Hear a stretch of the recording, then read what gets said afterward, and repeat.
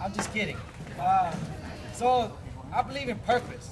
There's a purpose for everything. Like there's a purpose for why we're here, right?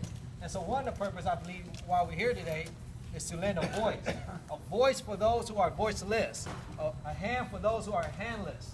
A lot of people that are in detention, like myself, I was in detention for 5 months. I committed a crime at the age of 17. Not, oh. It's better. It's better. It's better. We have some people who, like myself, who need a little help. Hopefully I can stretch all the way around. I'm a walker. Oh, you're a walker. Okay. Thank you. Is it working? Yes. Awesome. So at the age of 17, I committed a horrible act. I joined a gang and committed a gang-related murder. Not knowing what the consequences was, but at that time, I didn't care. The only thing that mattered to me was acceptance, recognition, and fame. Or in another term that we use on the street, respect. But once I got locked up, I realized all those things was false. And then a few years later, I realized after the death of my brother, the impact of my action, the consequences of my choice. How it not only affected me, but my family, my victim's family, and also the community as a whole. One of the things that I didn't know when I was in immigration, when I was going to court, was that I would be detained. A lot of people that does non-serious crimes like me don't know that as well. Once they commit a crime such as stealing to feed their family or stealing diapers for their babies, they get locked up. And then after incarceration, they're being detained by immigration. Not knowing, and then especially I met a whole bunch of them. I was surprised in the prison system, majority of the people are African Americans. But in the immigration system, majority of the people are Spanish speakers. And also, one thing I was surprised, there was a lot of Ethiopian there too as well. I was shocked, a lot of Africans. But for those people, there really is no support at all. Because once they're incarcerated there, or detained there, that's a better word, they're limited to legal assistance. They're limited to any kind of rights. Like I remember when I got to Orange County Jail, I was refused shower, cleaning supplies for 3 days. And then a lot of these county jails and the detention facility, they have no kind of resources for people once they come home, once they're released, once they bail out. And another thing is, there's no lawyers. Lawyers, for the minimum cost of a lawyer that I realized in detention is at least $5,000. And these people are indigent, poor, hardworking families and folks. And then for them to raise $5,000, it's like us raising $1 million overnight. That's the cost for these folks. So my journey in detention was that because I was blessed with going to San Quentin State Prison. In San Quentin State Prison, oh thank you, I'm not used to a mic. So in San Quentin State Prison, I was afforded a great opportunity to learn a lot of self-help programs, anger management, suicide, depression, counseling skills. And so once I was in detention, I was able to pass on some of those life skills that I learned inside. And surprisingly, people was hungry. People was hungry for those kind of knowledge. Like, how can I help my family from within these confinements? And not only can I help my family, but how can I help myself? For a lot of those guys who are suffering in there, I met some guys I was in there for at least 3 years, fighting deportation. And they was skinny, malnutrition. I can't say that word. Malnourished. Thank you. Part of me is still very Asian. You know, I grew up in this country.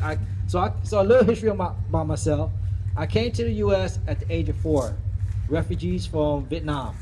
When we fled Vietnam at the age of 2, we was stranded at the South China Seas for 6 months. Well, at least that's what my mom told me. And only reason why I'm here today, or we made it to America, was we was rescued by some fishermen in the South China Sea. And the only way that he would rescue us is that we give up all our valuables. Everyone on the boat give up everything that was worth any money. And from there, we was in Hong Kong refugee camp for 2 years before we got a visa to come to America. And so There's many more stories like that. There's also many stories that I heard while I was in detention about guys and women journeying for hundreds of miles across the border, not just people from El Salvador, Nicaragua, Cuba, but also a lot of Asians, a lot of API folks are immigrating through the borders, and some of them have to give up almost everything they got, leaving their families, their friends, everyone behind, so they can come over and make a living and send any,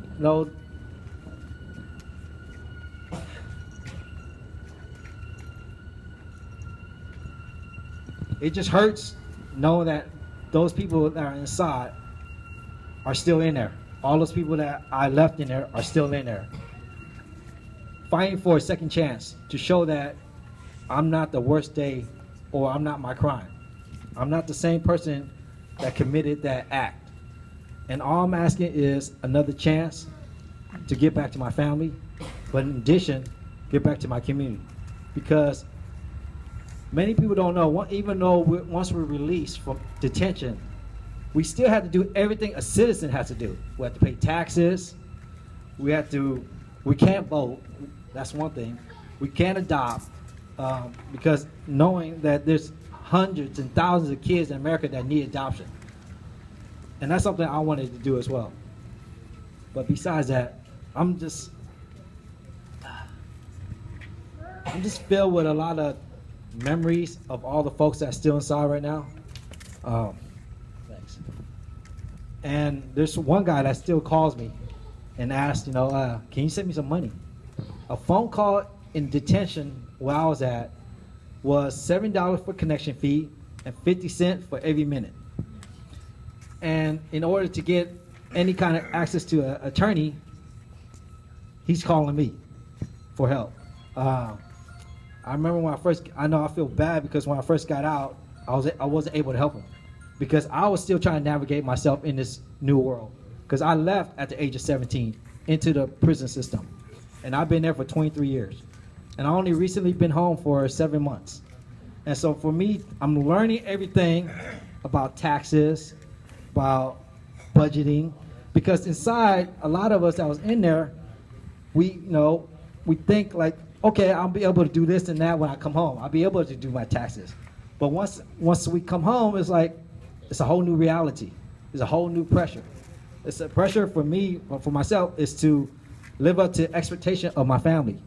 Because I've been gone for so long, they've been helping me along the way. It's like, now it's my turn to give back. And so a lot of these people that are leaving detention has the same kind of pressures. I gotta come home, I gotta go right into work. But not knowing that, how am I gonna deal with all this trauma that I just experienced? And then how can I not put this trauma onto my families, onto my kids, onto my community? Because if I can't find a job, what am I supposed to do then? And so some of the guys that I met went back. They went back to being detained because they went back to the old lifestyle they didn't know, because they couldn't get a job, because they have no birth certificates, no IDs. I know I experienced that going to DMV. It took me four tries before I got an ID, and that's without a birth certificate. And so I could imagine these people that are going to DMV, not able to speak English, needing a translator, and feeling very frustrated because they can't communicate. And so I'm happy to be here to see that there's people of all ethnicity, all race, creed, culture. And so one thing that's great about seeing everyone here is that we can help people that are helpless. So let's continue to do our best and put our feet forward. And also, I like to say one of my challenges to you is that spread the word. Spread the word that people that are detained are no different than people that stand around us. Because if you used to meet me on the street, you would not have thought that I was detained or committed a crime or have done 23 years.